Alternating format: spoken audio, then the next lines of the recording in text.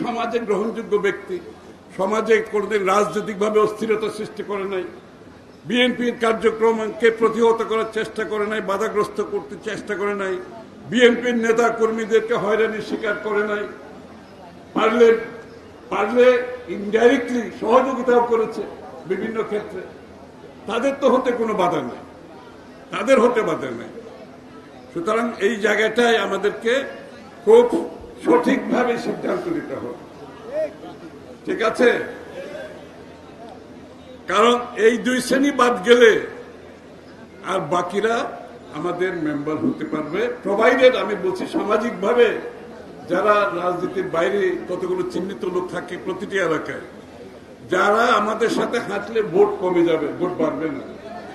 আপনারা বুঝেন যে এইসব লোকগুলোর চেহারা দেখলে মানুষ সরে যায়, মানুষ আমাদের সম্বন্ধে ভুল ধারণা করে, এই লোকগুলোকে একটু দূরে রাখার চেষ্টা করবে।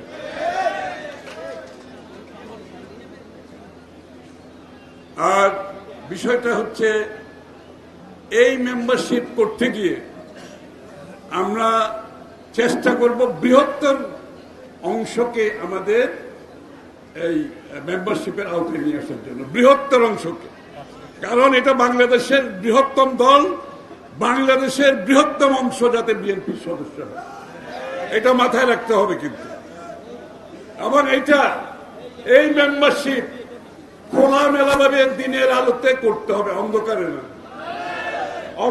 না, দিনের আলোতে।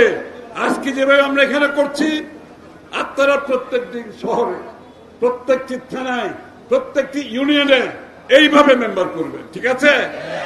খোলাখুলি ভাবে যারা বিএনপির মেম্বার হতে চাই তারা বীর দর্পে গর্বের সাথে এসে বিএনপির মেম্বার হোক, আমরা সেটা চাই। এখানে কোনো লুকোচুরি নাই, বিএনপির মেম্বার হওয়া গর্বের বিষয়, এটি আমরা প্রমাণ করতে হবে। এই দলের মেম্বার হওয়া গর্বের বিষয়। সুতরাং খোলাখুলি দিনের আলোতে করবেন, তাহলে সবাই দেখতে পাবে এবং নেতা কর্মীরা চাঙ্গা হবে, বিএনপির সমর্থকরা চাঙ্গা হবে। তারাও দেখবে যে বিএনপির যে সুযোগ আমাদের গত 10-15 বছর ছিল না, এই সুযোগ তো এখন আমাদের সামনে আছে, তাই না? এটা তো আমাকে পূর্ণাঙ্গভাবে ব্যবহার করতে হবে। তো সবাইকে অনুরোধ, মেম্বারশিপ দিনের আলোতে খোলাখুলি ভাবে করবেন। একদিকে পুরুষের লাইন থাকবে, আরেকদিকে মহিলার লাইন থাকবে। বাংলাদেশে যে মানুষ যেভাবে ভোটার হয় এইভাবে মেম্বারশিপ করবে। এইটা দৃশ্যমান হতে হবে, এটা ফেসবুকে দিতে হবে, সোশ্যাল মিডিয়াতে দিতে হবে, রাষ্ট্রের মেইন স্ট্রিম মিডিয়াতে দিতে হবে। এটা একটা আন্দোলন, এটা কিন্তু মেম্বারশিপ না, এটা কিন্তু আন্দোলন, ঠিক আছে? আন্দোলন খালি রাস্তায় মিছিল মিটিং জিন্দাবাদ না, এটা কিন্তু একটা আন্দোলন।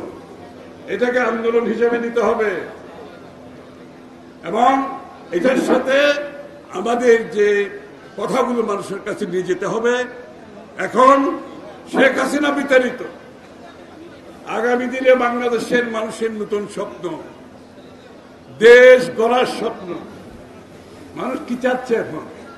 নতুন প্রজন্ম কি চাচ্ছে? তারা চাচ্ছে দেশটা গড়তে হবে, দেশে একটি গণতান্ত্রিক পরিবেশ থাকতে হবে, যে গণতান্ত্রিক পরিবেশে দেশের সাধারণ মানুষ অংশগ্রহণ করতে পারবে। দেশে একটি অর্থনৈতিক ব্যবস্থা থাকতে হবে, যেই অর্থনৈতিক ব্যবস্থায় সাধারণ সর্বস্তরের মানুষ অংশগ্রহণ করতে পারবে। আমরা এটার নাম দিয়েছি, বিএনপির নতুন স্লোগান হচ্ছে অর্থনীতিকে গণতন্ত্রায়ন করা।